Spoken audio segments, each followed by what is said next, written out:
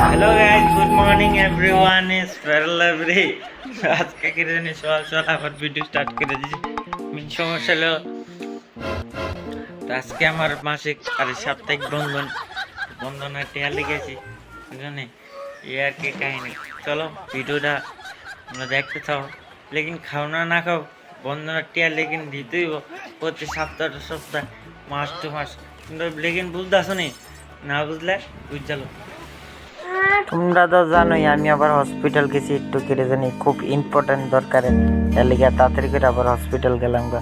Hospital তাইছি পরে বাস যে একটা গরম লাগছে ভাই, গরম মানে ঠান্ডা জল। তোমরা তো বুঝো ঠান্ডা জল আমি কত বেলা খাই, মানে খাই না খাই ঠান্ডা জল খাইতে হবে। এর লিগে একটা ফ্রিজ লয়ে এলাম কিনা, গরম বুঝুনি কি বলতে আমি না মাত্র আমার গরম চেহারা হয়েছে করে আর কি এই তো গরমের কারণে তো এই জানোই তো মানে যে গরমের লিগে মানে না তাই মুখ সাদা না তাই ফাও সাদা, সব কালা কালা।